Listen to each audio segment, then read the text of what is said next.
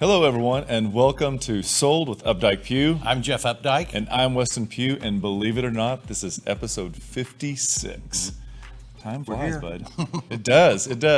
And we've just, as everybody knows, we've had great fall weather that has just kicked in, and it is also Texas OU weekend. Yeah, the fair's here, and which always means Texas OU weekend. And I think one of the big things for people that come to the city and go to the fair and spend their time in either Deep Ellum or downtown, one thing to remember is that if you're trying out to ride those e-scooters, do not ride them on the sidewalks because you will get a ticket for that now. So that is your big tip if you're not from Dallas, and even if you are and you don't know. Yeah, ride dart rail. Ride the dart. That's a great idea. One of the other things is we've got a listing that we're not going to feature today because it's not quite ready, but will be on the market on Friday, and it'll be open house Sunday from 1 to 3, and it's 2722 Ninth Street. 316. Again, it's Sunday from 1 to 3. Come by and take a look at it. It's a little 2-bedroom, 2.5 bath. Great condo in the heart of Oaklawn. Yeah, really a nice little complex. We're excited to bring that one on. Yeah. So we've got 3 great homes, and we're really excited. Tell us about the first one and where we're going to be. Well, I will. So this is really, I think, one of my favorite complexes in the Oaklawn area, and it's 4111 Newton. The complex was built in 2007, and there are 58 units in it. And the complex was designed by Good, Fulton, and Farrell, which was one of the contemporary designers that really kind of kicked off that movement in Oaklawn. And from a location perspective, it's really great. I mean, it is probably one of the most walkable neighborhoods. You have a variety of restaurants. My favorite, Gloria's, is just 4 blocks away. There, I mean, you can get anywhere you want to be, either through 35, up 75. You're minutes away from the base of the tollway, so great accessibility for the neighborhood. And this one has a really close proximity to Highland Park. So if you're into walking through some of those really beautiful neighborhoods that have historic trees, this is a great location to be in. One of the other things about this neighborhood that's a little side note is that during the 2008 downturn, this condo complex was one of the ones that actually sold itself out and did not have to go into rentals because it was that well designed and that well priced. Yeah, and they have a really unique design. Even though we talk about a lot of the modern architecture in the Oaklawn area, this has a really good mixture of product with the use of the stone and some stucco and then the wrought iron railing, and it's just a great combination, and I don't think there's another complex like it out there. They hit all of the features that a lot of the buyers that want today, and so what we have is we have a bedroom down and also a full bath. Here we'll take a look at what is on the second floor, and this is actually a living room, dining room combination, and the designer and architect worked together really well to create the indoor-outdoor space by using really large windows, and it gives that sense that you can actually look through but still maintain privacy. And I think a lot of that also has to do with the fact that the trees that are out front now have matured and provide you that canopy feel. Yeah, and this one it mixes the inside and outside really well on every level. The first floor's got a little gated courtyard on the front. As you can see here, there's a really nice little patio space right off of the living room. And then you don't have the normal construction there where you've got the double doors or the sliding doors going out, but you actually have room to walk around and enter that patio from the end, which I think gives it more living space. So the way that they've also laid this second floor out is that it goes from kitchen to the balcony, and this is us taking and kind of turning around, looking back towards the other side, and you can see again, because it is on the end, we're going to get a little more light from the window in the kitchen. Kitchen is also really well done in the fact that it has the wood grain tones and the tile backsplash. Again, built-in microwave, gas cooktop. These are the things that so many people want, and when there's that one thing that's missing, they really they kind of get hung up on it. So we can see why this was an easy sell. Yeah, and this one, they used a really high-level quality appliance package when these were built, and so many of the owners, even though the complex is now 12 years old, if they've had to replace those, most of these have continued that trend with the stainless steel appliance package, and it just, I mean, I think it continues to add to the feel of it. Right. Master bedroom is on the 3rd floor, and great windows. Again, we see how the canopy has begun to grow up and again allow privacy. So at this point, the homeowners opted for not to have shears or curtains, which add to a really good indoor-outdoor effect that we keep talking about on every floor. Yeah, and a really big master bath in these. It does have the separate tub, separate shower, the quartz countertops, double vanity sinks, and toward the back of that room, you see the double doors that open, and it is a huge walk-in closet. Yep, almost the width of the entire unit itself.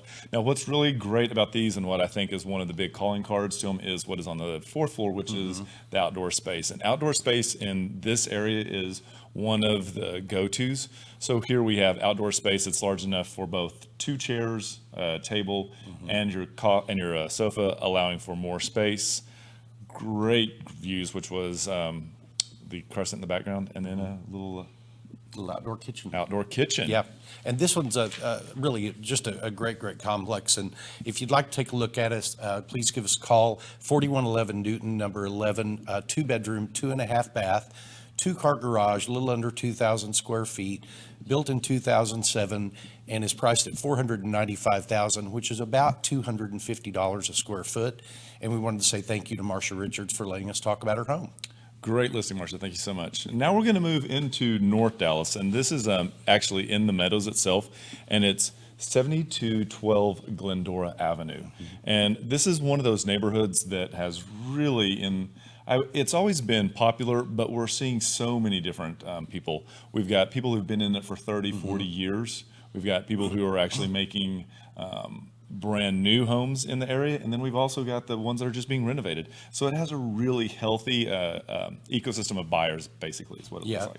Location-wise, this is, again, one of those that is a really great neighborhood to be in. It is right off of Highway 75, north of Walnut Hill, but south of Royal Lane. There's some really great shopping that's coming in right there at Walnut Hill and 75 with restaurants. There's a Trader Joe's right there. There's an Orange Theory, which seems to be a really big draw right now. You're just minutes from North Park Mall, which we go eat lunch at North Park every once in a while, and our big draw over there is all the art and all the landscaping that you get. So kind of like a free museum tour. It is. Well, the other thing too about this neighborhood is that we have quite a few 1-stories, and this one from the original picture looks like it is a 1-story, but the slope of that roof actually hides, and we'll get to it later, a really great use of space that was once probably the attic. The roof is new and doesn't have a ridge vent, so one of those things is that it really increases the energy efficiency. But it's a beautiful contemporary home that they've done a great job of working with new windows and really changing the way that the flow of that house feels. Yeah, and this one, from the minute you walk in the door, you've got the hardwood floors, a little bit of a tile entryway there. The rooms have been opened up where you get a really good broad feel for the house. It does not feel claustrophobic like sometimes the 1950s and 1960s construction can. One of the things that we always like to see when we're putting houses on the market is typically a whiter color palette. And this homeowner actually lives with this whiter color palette. And it's really great because this is not one of those builder grade bright whites. It has a richness to it that actually is a really good backdrop for all the tastes that this homeowner has. The transition here is very seamless, where it goes from living all the way into a pass-through kitchen. And then there's a really great little breakfast nook that is set up here. And I think that's in the next shot that we have. No, back to the living room. Yep. The outdoor patio is off of the living room as well, and this is a U-shaped home, so the outdoor patio actually is flanked either side and has a little bit of covering, which is really great for evening entertaining. Yeah, and the master, there's that the little kitchen area. Breakfast nook. Breakfast. There it is. We're going to get Words that word. are escaping me today. Yeah, the great little breakfast nook that is, it's almost like it's in a little turret there in that corner of the house. And I think one of the next shots we're going to see is the kitchen, which has stainless steel appliances, the granite countertops, really big undermount sink. This is a herringbone, or I'm sorry, You're right, herringbone. herringbone backsplash, but it's that pillow tufted tile that is real popular right now. Look at you, I don't know what it's Jeff. You are called. getting the right terms. Well, it's, anyway, it's really been done very nicely in the kitchen. So The master bedroom is at the back of the house, and we like the size of the master bedroom. And one of the ways that you can always tell how big a bedroom is, because sometimes we get fooled by the pictures, is look at nightstands. So this nightstand is approximately 42 inches wide. There's one on either side of a king-size bed, and that really does allow you to get a scope. And that right there is the determiner of a big or a small bedroom. And this is a really good one. They've also done a great job renovating all the bathrooms, but because of time, we only have pictures of the master. And it's a really good combination. That right there is a shower walk-in to the right, or right in front of the second sink. A little mirror that actually, if you look in the reflection of that, you can see the tub from this angle. And they've done a really good job with the palette. Really clean, fresh, and really something that today's buyers are looking for. Yep, and the one of the things we're not going to get to look at, but I'll tell you about very quickly, is the upstairs game room on this, and it is almost the entire length of the home. Oh, there it is. Oh, That's it. I'm sorry, it is. Yeah.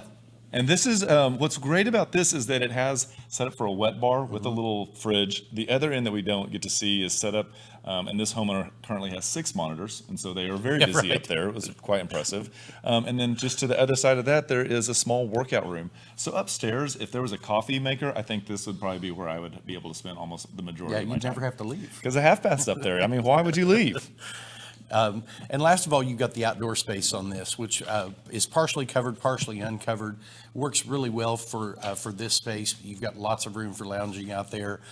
Just kind of creates an additional outdoor space, like we talk about, brings so much value to property. And this one, again, to recap, is 7212 Glendora Avenue. It's a 4-bedroom, 3-bath, 2-half-bath, 2-car garage. Little over 4,000 square feet, built in 1966. 925, and that brings us in at 226.83 a square foot. Yep. And thank you to Kay Ellen Pollock for letting us talk about her home today. Great home, Kay. And then we're going to scooch over to Area 16. That doesn't mean a lot to y'all, but it's over in Midway. And this is another area. It's almost in the same height, but you just kind of cross over. And this is going to be 10530 Gooding Avenue, or Gooding Drive. Great home and great area. Yeah, the lot on this was really impressive, and the builders of this home, which is the current owners, had it built, really used the lot space that they had to work with so well. From a location perspective, you really can't beat this. It has a very rich neighborhood feel, lots of big trees, lots of curvy streets. It is very close to Episcopal School of Dallas. You have really easy access to Highway 75, either through Royal Lane or Walnut Hill, and then Interstate 35 is not very far to the west of that. So not, certainly not your urban neighborhood like we see sometimes, but certainly a great residential neighborhood. Absolutely. And if you're traveling to Love Field and need that quick Uber ride, I would say this is probably a 12-minute Uber ride if you're getting in. Want to jump right into this house because we've got so much to talk about on this one. And this is actually sits on 0.424 of an acre. And that is an enormous lot in North Dallas. What they've done is they've given you a swing, or it's called a circular drive, and then a swing load driveway, and that's the gate off to the side. So you've got a lot of extra parking for guests. It's not actually on the street, which is really nice. Yep. Nice big 3-car garage that you get access to back there. So this web has set up, this right here is just a quick example of the styling that this house has. These are barn doors that actually open into the office, which is immediately off to the right when you walk in. And what we see is that this opens into a really great family room. And what buyers really want today are they want that kitchen, living room combination, and they want it all not to feel discombobulated, that the flow needs to be there. And they've done a great job of catching that with this. Yeah, it really has. And the the light from this is really magnificent because you've got the 2-story entry, but you've still got these big doors and windows on the back side of the home, and then they have intentionally added a lot of extra light. So if you want this to be kind of a nice, cozy environment, you can make it that. But it can also be this really bright white light environment. One of the ways, like, we'll kind of give you tips, like when you look at a house, how high are the ceilings? One of the ways to do is kind of look at doors, and these are 8-foot door and door openings. And from here, we're looking into the kitchen, and again, we see someone who has not shied away from deep, rich colors. We've got darker ebonies on the wall and the tile, and also in the kitchen island, and really heavy veins of darkness that are inside of the, probably that would be Carrara marble. So really well done. One of the things that this is downstairs that is, if you need a place to hub, this utility room has everything. I don't think I've ever seen a utility room that has this much, like, right in the middle of it. And functional and decorated. Yep. So what we're looking at here, you've got a built-in cubby holes, which are to the left where the jackets are hanging, above and below. You've got cabinets and the desk, and then you've got just to the right of the desk, that is your half bath for the entire house. Yep. So this is a really great place, and it opens up to the garage as well, so you don't have that third door to the garage there. Next, what we're going to look at is going to be the master bedroom. And again, we're going to talk about how big this bedroom is. And this is on the first floor. Yep, which is great. So many people want that. And this one is oversized, not off of the kitchen, so it has its own privacy. They also insulated the walls in and around the master bedroom to make it that much more quiet. So when you're looking at new construction, sometimes that happens. And this one was lucky enough that they did do that. Great master bath on this one, the separate vanities, the walk-in shower.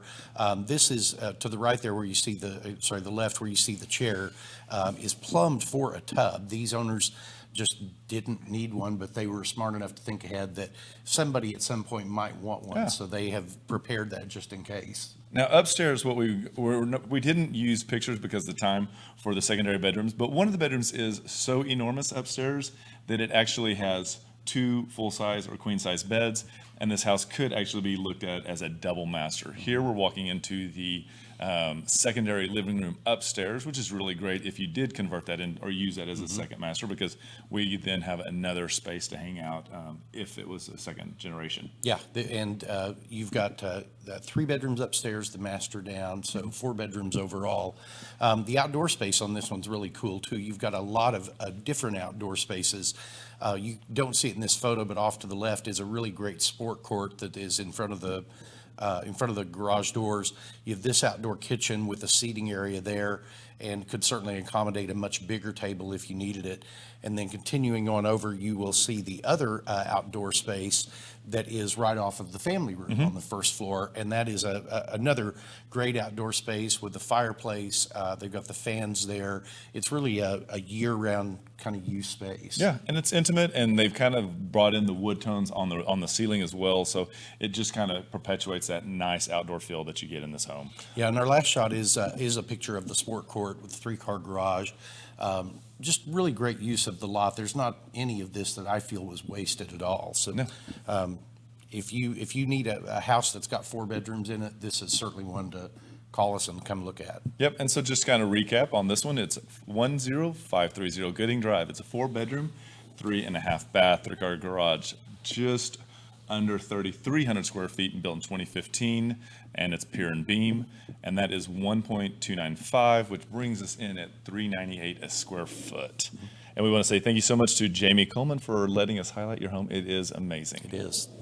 Well, Jeff, that is 3 homes, and now it's time for the second segment. Yep. Tell us who we've got coming on for the second segment. Well, today we have a gentleman with us named Jeff Crannell, and he is one of the principals of Crannell and Crannell Engineering. Am I correct in that? Yes. Yep. And Jeff's going to come and talk to us today about foundations and your involvement in just the process of home ownership and when do you need a structural engineer. So welcome today. Thank you very much for joining us. Jeff, it's a pleasure. Thank you very much for having me.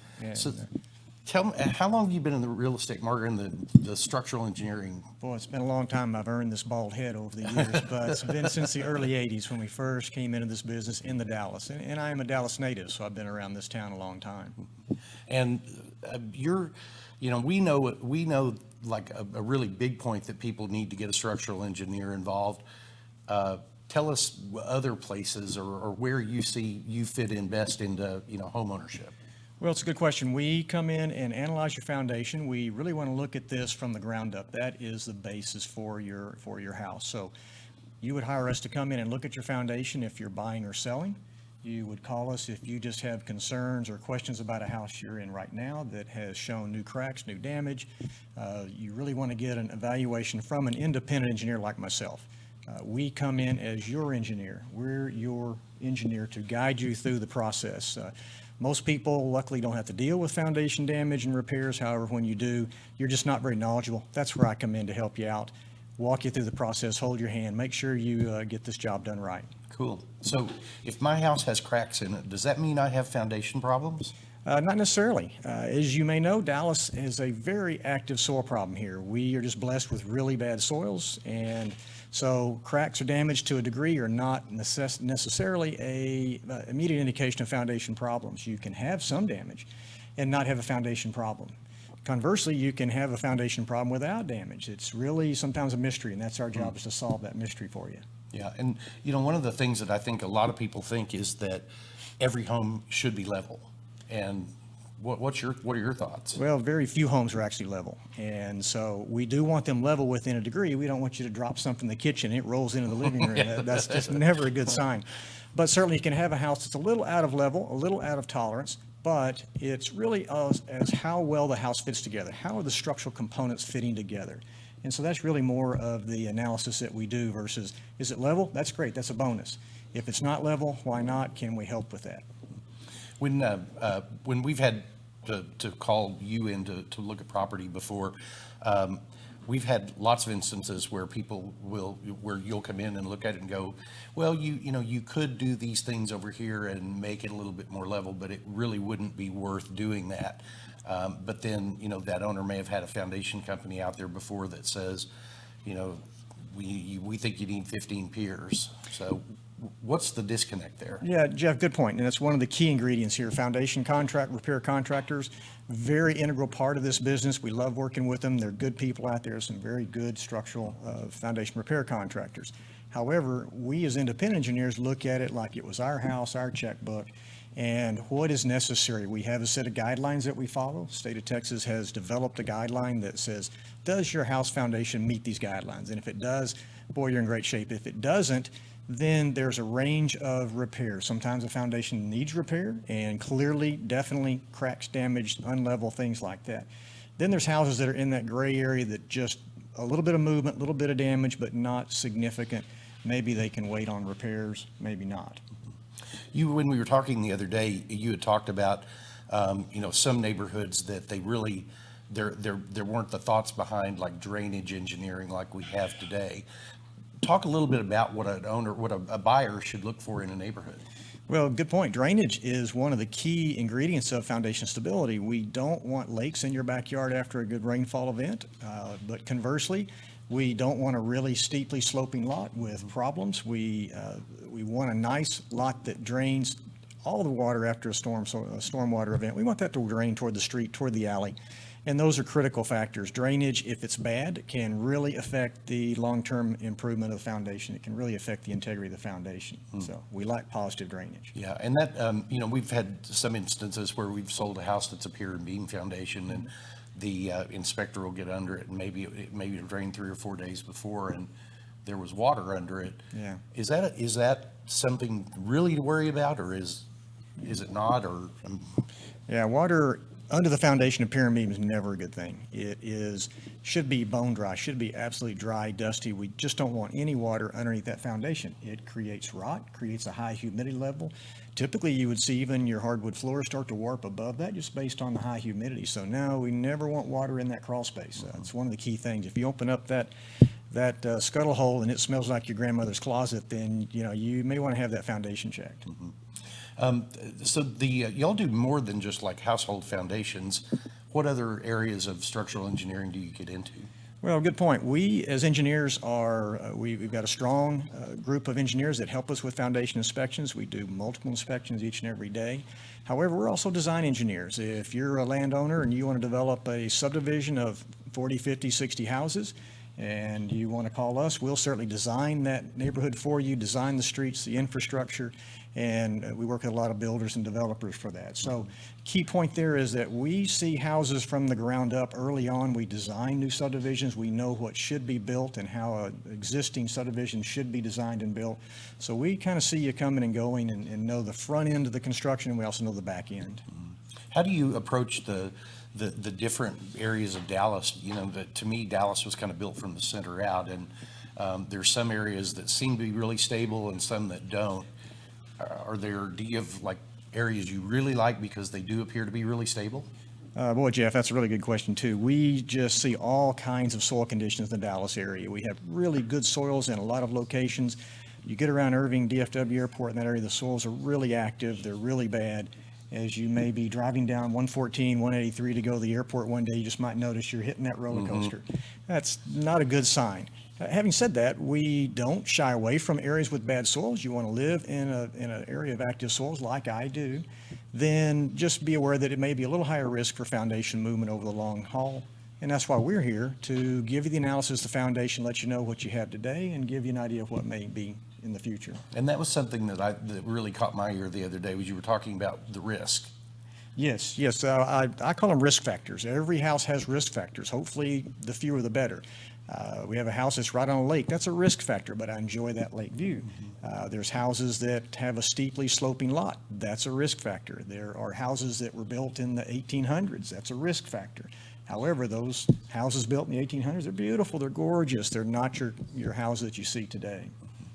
Well, I feel like I've gotten like almost a structural engineering degree just in the 15 minutes that we've talked today. So if there's one thing that you wanted to tell like people that are thinking about buying a home here, maybe moving here from a different part of the world, what would that be?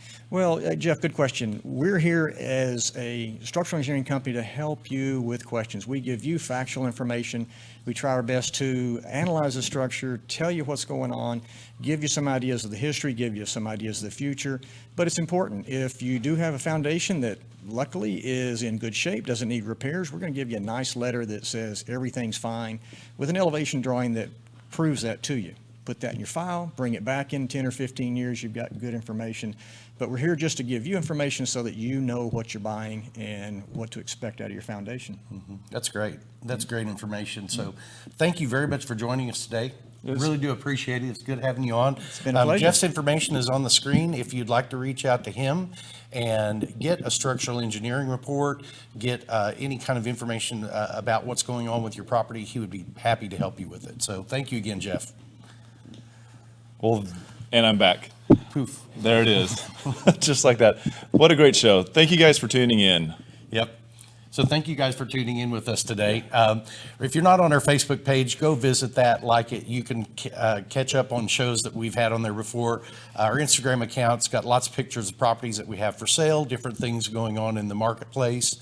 Updikepugh.com is our website with lots of detail on it. And if you have any market searches you'd like to have, you can set it up there. Homeprice.fyi is a great place for you to go get the value of your home. Go put your address in, give a couple other pieces of info, and you will instantly have a value. Last of all, contact us through the traditional ways. 214-377-2223 is our number, and we would love to hear from you. And remember, we want to be your realtors for life.